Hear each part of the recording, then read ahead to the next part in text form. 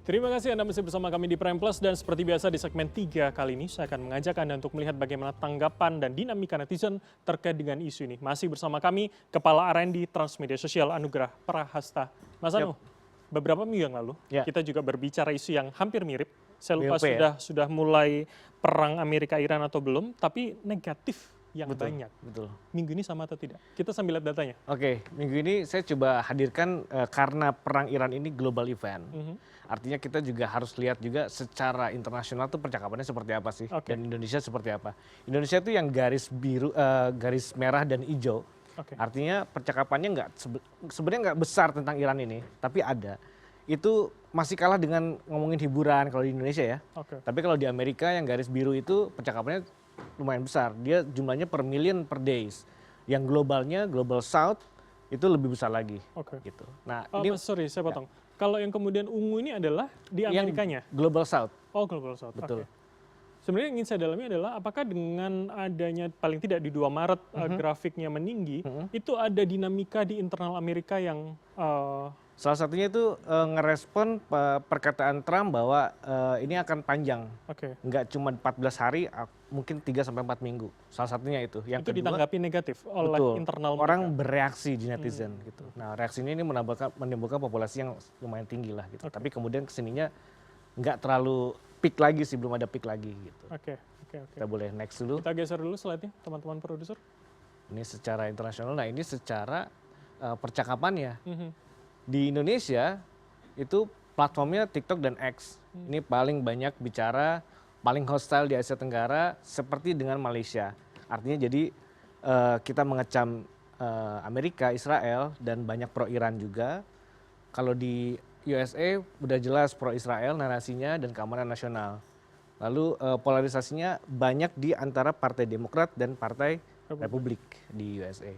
Di Global Non-West itu narasinya adalah anti barat dan hipokrasi ganda. Dianggap ada double standard dan lain-lain gitu. Ini dibandingkan dengan apa? Kalau double standard, apa dalam pembicaraan itu yang membandingkan? Ada UN, ada BOP, ada Amerikanya sendiri gitu. Jadi bagaimana kemudian Amerika mempik mana sih negara yang menurut mereka kurang baik ya di mata Amerika gitu. Oke, itu yang kemudian dikomentari netizen bahwa dengan standar ganda tadi ya. Ya di percakapan global ini banyaknya ngomongin bicara tentang itu gitu. Oke, kita geser Kita terlebih next dulu dulu. slide ketiga. Ini yang di Southeast Asia. Oke. Indonesia, Malaysia, Vietnam, Filipina, Thailand, dan Singapura. Indonesia dan Malaysia adalah negara yang anti Israel dan anti US-nya paling tinggi percakapannya. Indonesia. Lalu Indonesia dan Malaysia Oke. paling tinggi. Nah, ini menarik ketika Vietnam, Filipina, Thailand, Singapura percakapan paling besarnya secara kumulatif adalah khawatir ekonomi. Oke. Jadi ketika isu ini perang ini mulai gitu, percakapannya sampai hari ini itu di Indonesia dan Malaysia lebih banyak ngomongin tentang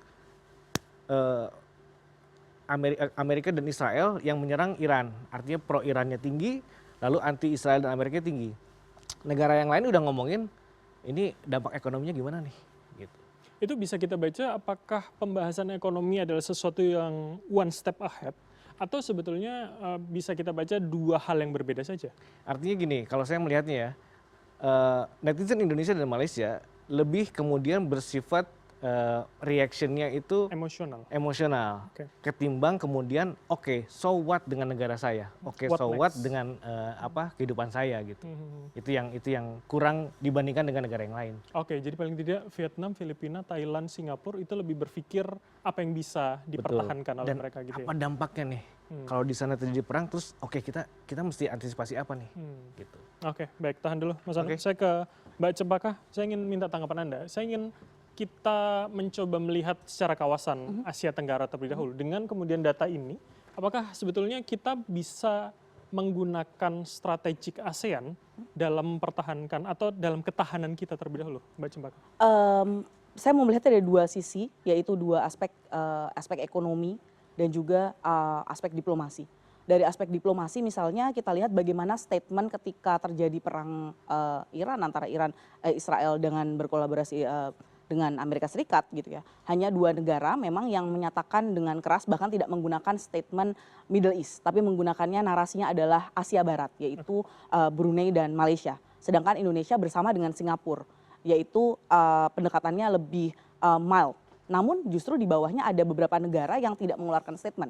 Itu dari sisi diplomasi. Sedangkan dari sisi ekonomi sendiri, tentu kita tahu dampak dari Selat Hormuz ini itu akan paling besar dirasakan oleh Vietnam. Yaitu Vietnam sekitar lebih dari 70% itu bergantung hanya pada Kuwait. Jadi sisanya baru pada negara lain. Dan meskipun ketika kita bandingkan dengan terkait dengan strategic reserve, mungkin itu diskusi yang berbeda. Nah dalam konteks ini apakah ASEAN masih relevan? Saya rasa masih relevan. Karena dengan cara apapun tadi kita sampaikan bahwa dengan cara apapun kita, kalau misalnya kita bisa berkontribusi dalam konteks negosiasi atau bahkan mendeeskalasi konflik yang sudah sifatnya horizontal escalation ini, yang sudah tidak hanya melibatkan negara Teluk, tidak hanya melibatkan Middle East, bahkan sekarang sudah melakukan terjadi horizontal escalation ke Azerbaijan atau bahkan Cyprus. Kita lihat di sini tentu ASEAN masih sangat relevan, dan tentu ketika daripada bergerak sendiri sebagai negara middle power, Indonesia dengan negara ASEAN masih sangat relevan. Tapi itu idealnya. Kondisi hari ini apakah demikian, bahwa kita punya perspektif yang sama dalam negara kawasan, atau jangan-jangan setiap negara akan mementingkan masing-masing berdasarkan kekuatannya? Oke.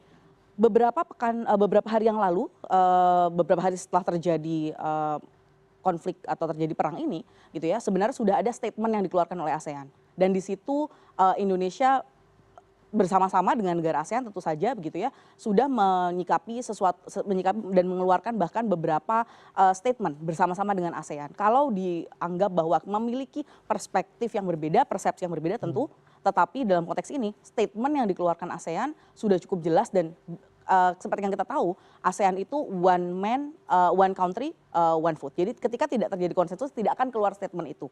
Nah dalam artian ini berarti konsensus masih bisa dicapai melalui platform ASEAN. Oke, walaupun kemudian one country, one food itu. Ada ASEAN Charter, undang-undangnya 38/2008. Itu menyatakan bagaimana masyarakat ekonomi ASEAN.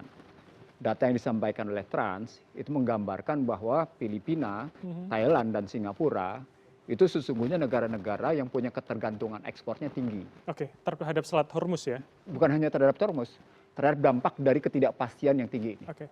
Selain itu, jadi gambaran, apalagi Singapura. Singapura kelihatan di situ, kelihatan. Nah kalau kita menganalisisnya berdasarkan data ini, maka kita bisa pilih dua. Kalau Indonesia dan Malaysia seperti itu karena persoalan metafisika. Bisa ngeliat begitu. Tapi Vietnam seperti yang tadi disebut oleh Cempaka, ke bawah itu orientasinya memang orientasi ekspor. Nah peta ini menunjukkan bahwa ini bukan cuma pada persoalan perang militer. Argumen saya, ini perang non-militer. Dia sudah masuk dalam perang non-militer. Ketika dia masuk perang non-militer, maka kelihatan bagaimana Iran itu sudah seperti itu. Begitu juga pada negara-negara Teluk yang kemudian menimbulkan protes kepada pemerintahannya, yang Aramco kehajar. Bagaimana kemudian bandara di Dubai kehajar posisinya. Di Israel sendiri, masyarakatnya sudah berteriak. Kalau Anda baca survei dari, saya tidak sebut medianya, tapi media dari Washington. Media dari Amerika. Anda bisa lihat 5 kategori. Saya ambil kategori ekstrim saja. Ketika Anda ambil tadi dalam posisi begitu, maka kelihatan yang mendukung akan kebijakan Trump itu jauh lebih sedikit daripada yang protes, yang against. Kenapa? Tadi yang saya bilang, Trump itu sedang mengalami delegitimasi moral di dalam negeri. Modal sosialnya di dalam negeri itu ambruk. Kasus Epstein, kasus polarisasi tajam, kasus kemudian DHS, kasus kemudian ICE, itu dan kasus yang namanya Trump account itu nggak jalan. Affordability-nya juga nggak jalan. Nah, problem itu membesar. Walaupun sekarang ada kenaikan pertumbuhan ekonomi, tetapi diikuti dengan kenaikan pengangguran. Artinya apa? Global ketidakpastian ini terkena ke semuanya. Termasuk internal mereka. Pada kata kunci seperti itu, maka tiap negara, walaupun ASEAN punya 38/2008, itu kata kunci satu. Bagaimana saya harus mengamankan negara saya sendiri? Baik. That's keyword gitu loh. Itu menarik, Mas Putra. Saya minta tanggapan Anda. Gimana kita bisa memanfaatkan kawasan ASEAN ini tadi? Atau jangan-jangan ya ASEAN akan berdiri masing-masing dengan kepentingannya? Oke, mungkin beberapa tanggapan saya tadi terkait dengan apa masalah-masalah ekonomi kita saat ini. Itu sebenarnya sudah terjadi beberapa waktu sebelumnya gitu ya, terkait deindustrialisasi. Ini kita tahu dari 2003 kita peak untuk kontribusi industri terhadap PDB kita mulai menurun, dan saat ini juga kita lihat formulanya seperti apa untuk memperbaiki ini, Pak. Termasuk tadi kok undisbursed loan yang saat ini juga udah 2.500 triliun. 2.506,4 triliun. Yang itu tentu, yang itunya kalau kita lihat di sini undisbursed loan salah satunya juga karena tadi proses perizinan kita tahu bersama itu sangat rumit sekali di Indonesia saat ini. Tidak ada kepastian waktu. Namun saat ini ada perbaikan-perbaikan. Kita sudah menerbitkan PP 28 2025, Pak. Revisi dari PP 5 2021 di mana di situ ada kepastian waktu. Dulu sebelum adanya PP 28 2025 tidak ada tuh kepastian waktu. Orang ngurus AMDAL bisa 900 hari, 1000 hari.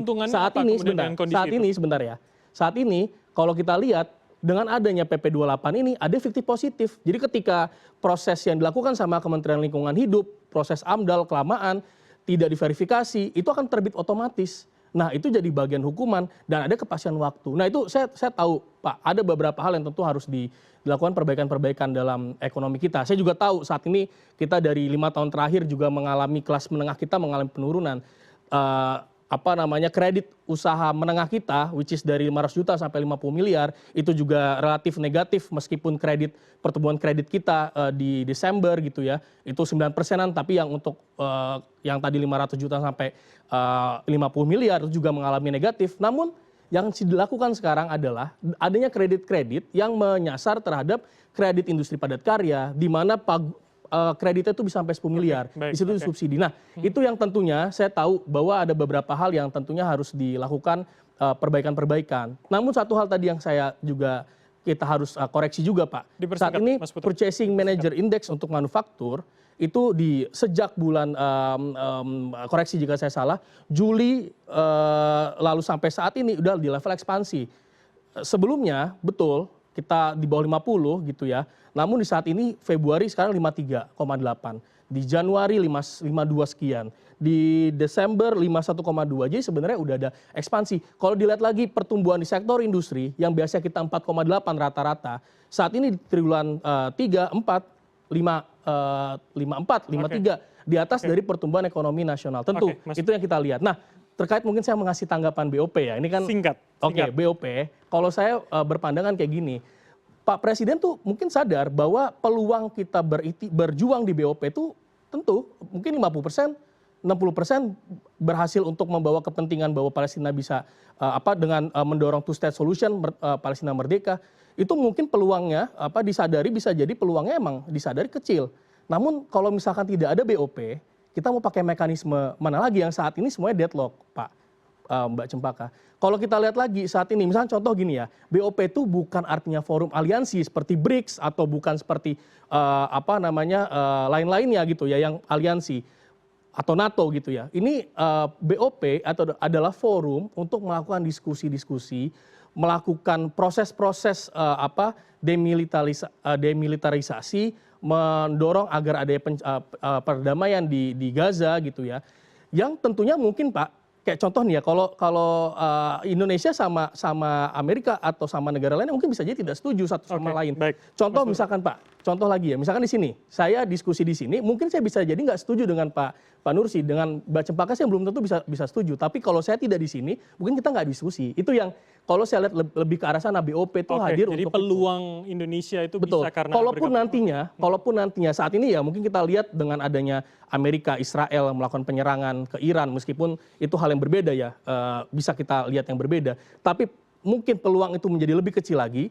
Dan jika nantinya pun diputuskan juga untuk keluar, bukan artinya karena ada tekanan publik kita akan keluar dari BOP, tapi lebih ke arah peluang itu udah hampir tidak ada. Itu peluang omon-omon kan boleh. Oke, baik, tahan dulu. Saya akan lanjutkan nanti. Kita geser terlebih dulu slide-nya, masih ada 2 slide lagi. Oke. Kayaknya ini next aja karena ini sama dengan yang tadi ya. Oke, ada 3 poin besar ya. Kita geser ke slide terakhir, teman-teman produser. Nah, ini menarik. Di kita ini kondisi perbicaraannya seperti ini. 50% sekarang udah ngomongin dampak. Artinya dampak itu juga sebenarnya dalam topik Iran ini semua ada ngomongin dampak juga. BBM naik, terus mudik mahal, macet. Karena kita punya momentumnya ya. Betul, jadi artinya itu disambungkan oleh tapi ini yang menarik. masyarakat. Bukankah setiap tahun BBM emang naik? Oke. Anggapan netizen ya. Oke. Bukankah setiap tahun Ramadan itu selalu naik? Nah, artinya jadi mungkin saya takutnya ya, kalau saya melihatnya saya takut netizen kita sudah antipati dengan apapun gerakan pemerintah terhadap internasional. Oke. Karena ujung-ujungnya apa? Ujung-ujungnya tetap naik kok, ya kan? Tetap banjir kok, gitu. Tetap bencana alam kok, gitu. Artinya ini yang saya hadapi setiap hari, kok tidak terrefleksi, gitu kan? Dengan kegiatan atau strateginya pemerintah. Oke. Atau mungkin tidak terrefleksi ya. Oke. Seperti tadi Mbak Cempaka bilang, ASEAN bikin statement, gitu. Tapi pernah nggak pemerintah Indonesia bikin statement ke rakyatnya? Nah, ini kan mungkin salah satu gaya komunikasi yang harus dibuat ya. Dan itu menurut Anda menjadi penyumbang dari antipati yang Anda baca setiap hari ini tadi? Betul, karena kalau tadi saya mengutip Pak Umam, Pak Nursi, kekuatan internal dalam negeri ini kan salah satu yang kita lihat harusnya, yang harus kita kuatkan. Nah, salah satunya adalah bagaimana kemudian menyatukan pikiran-pikiran yang berbeda ini dalam sosial media terutama, untuk berpikir bersama-sama dengan pemerintah, dengan arahan pemerintah. Oke. Contoh misalnya gini, Donald Trump dengan truth sosialnya selalu mendorong percakapan itu, gitu. Karena dia tahu netizen Amerika itu baca gitu. Nah, mungkin ini saran saya buat KSP atau di pemerintahan untuk lebih intens bicara dengan menggelar konferensi pers lah. Jadi jangan sampai strategi pemerintah itu dikatakan dalam diskusi wawancara sekilas aja gitu. Bikin satu forum aja. Kalau menurut saya itu mungkin lebih oke ya. Dan lebih menjawab antipati tadi. Betul, ya? betul, Oke, betul. Mas Umam, saya minta tanggapan Anda. Jadi komunikasi lagi nih masalahnya ternyata. Iya, komunikasi itu sangat fundamental. Jadi begini, kalau kita merujuk pada logika yang dibangun oleh Robert Putnam ya, itu dia mengistilahkan terminologi two level games theory. Sama tadi, bahwa situasi di luar itu tentu memiliki korelasi dengan di dalam atau sebaliknya, vice versa. Tetapi memang komunikasi kebijakan publik dalam konteks ini foreign policy memang mutlak harus didasarkan pada basis pertimbangan dan juga kesadaran stakeholders yang ada di dalam. Maka itulah urgensi bagi Istana, bagi Pak Presiden untuk menjelaskan. Stakeholdersnya terukur, Nahdlatul Ulama, Muhammadiyah, MUI, adalah simbol-simbol kuat dalam konteks ini adalah menjelaskan terkait dengan positioning di hadapan Palestina, juga dan lainnya. Itu lebih Karena penting begini, melalui simpul atau menyampaikan langsung ke masyarakat melalui ya media, sosial media tadi? kalau dalam bahasanya Clifford Geertz, kiai, ulama, itu kan cultural broker. Mereka yang bisa menjadi jembatan komunikasi kepada masyarakat di akar rumput. Maka kita berikan ruang itu. Karena memang tidak mudah. Maka dalam konteks ini upaya itu terus dilakukan sebagai bagian dari upaya untuk membangun pemahaman. Kalaupun kemudian ada saran, kritik, kalau misal tadi disampaikan Mas Fattah tidak ada komunikasi dua arah ya, tetapi dalam forum terpisah kan dengan Rois Am, Kiai Miftahul Akhyar dari PBNU kan juga diskusi dua arah itu dengan perwakilan dari MUI dengan Pak Haidar Nasir dari Muhammadiyah. Kan ada proses dialogis ya yang kemudian bisa mengkonfirmasi, mengklarifikasi. Nah, itu dalam satu entitas, dalam ruang dinamika politik di situ. Tetapi juga dalam konteks besar, kalau misal tadi, memang ya kita harus menjelaskan kepada tetangga-tetangga kita. Pendekatan tadi yang disampaikan Mas Anu tadi, data dari Asia Tenggara. Memang ada sebuah catatan, Asia Tenggara itu diverse secara politik, diverse secara culture, diverse secara agama. Maka kemudian itu menjadi kekuatan di saat yang sama juga menjadi structural circumstances. Itulah kenapa kemudian dalam perspektif kelompok strukturalis, ASEAN itu dianggap sebagai wujuduhu ka'adamihi. Ada, tapi seperti nggak ada. Tetapi tetap harus diapresiasi. Kenapa? Dengan adanya ASEAN, kita di lingkup Asia Tenggara sendiri, kita bisa menjaga stabilitas pasca Perang Dunia II sampai sekarang. Ada letup-letupan, tapi kemudian bisa dinavigasi. Nah, terkait dengan tadi, tentu respon yang digambarkan oleh Mas Anu tadi tidak lepas dari pendekatan-pendekatan, let's say kalau dalam bahasa politik internasional, idiosyncratic. Idiosyncratic itu biasanya diarahkan ke pemimpin. Kalau dalam perspektif konstruktivisme, let's say yang disampaikan Nicholas Ornaff, Alexander Wen, ya setidaknya faktor-faktor norma, value, culture, agama itu bertalian betul. Maka ketika kemudian kita lihat respon dari netizen Indonesia dari netizen Malaysia, memang ada call yang cukup besar, sentimen anti-Israel, kemudian pro terhadap Iran, dan lain sebagainya. Tetapi di saat yang sama, elemen-elemen yang tidak memiliki basis komunitas Muslim, tidak ada sense of solidarity dalam konteks itu, maka pertimbangannya lebih banyak ke aspek ekonomi. Tetapi memang satu hal, kita juga sangat concern kalau yang terjadi di Teluk saat ini, kalau kemudian rekonsolidasi kekuatan Iran pasca wafatnya Imam Khomeini mampu melakukan rekonsolidasi, kemudian mampu memperpanjang pertahanan mereka dengan melakukan asymmetric war gitu ya, maka kalau misal dalam kalkulasi Trump, dia sangat optimis bisa 4 minggu atau bahkan 5 minggu, tapi kalau misalnya asimetrik ditarik panjang, maka impact-nya sangat luar biasa. Bukan hanya kita di Indonesia, tetapi juga dunia. Ada satu kalkulasi yang kemarin disampaikan dari University of Pennsylvania, kalau ini ditarik dalam skala yang cukup panjang, itu kemudian angka besaran biaya untuk perang ini bisa menembus sekitar 3.500 triliun US dollar. Artinya apa? Skalanya luar biasa ini, skalanya luar biasa. Nah, kalau misal seperti ini, yang terdampak bukan hanya cuma kita, tetapi US sendiri. Dia harus belajar dari perang Teluk pertama, dia belajar perang Teluk kedua. Keagresifan dia itu yang kemudian menjadi sumber mendegradasi, mendelegitimasi kredibilitas di internalnya, tapi di saat yang sama menjadi sumber bagaimana kemudian faktor ekonomi menjadi sangat-sangat lemah di sana. Nah, ini yang kemudian harus diantisipasi semua pihak, termasuk elemen kekuasaan politik di dalam sistem demokrasi Amerika Serikat sendiri. Oke, baik. Saya ingin ke dalam negeri, Mas Fatah. Jadi melalui simpul itu cukupkah seorang presiden menyampaikan visinya, kalau Anda katakan tadi mungkin dalam beberapa pertemuan menjadi satu arah, atau kemudian menyampaikan langsung pada masyarakat untuk menenangkan, menurunkan antipati kalau dari data transmedia sosial tadi? Ya Mas Bram, saya sepakat dengan yang disampaikan Mas Umam tadi bahwa Kiai ini menjadi jembatan komunikasi antara pemerintah dengan masyarakat gitu. Karena para kiai, para ulama ini memiliki forum-forum tersendiri gitu. Jadi saya pikir apa yang dilakukan oleh presiden itu sudah tepat dengan mengumpulkan kiai-kiai, tokoh masyarakat, tokoh agama yang kemudian tapi satu hal yang seharusnya di sana ada dialog antara kedua elemen ini, antara presiden dengan dengan tokoh-tokoh masyarakat ini harusnya ada dialog sehingga mereka mendapatkan informasi secara utuh apakah presiden ini benar-benar serius untuk persoalannya sekarang yang menjadi tuntutan publik dan masyarakat muslim ini kan adalah kemerdekaan Palestina, keberpihakan Indonesia terhadap Palestina. Makanya di sini harusnya ada dialog antara presiden dengan tokoh-tokoh masyarakat yang hadir pada saat itu untuk memastikan apakah presiden benar-benar ingin mendorong kemerdekaan Palestina.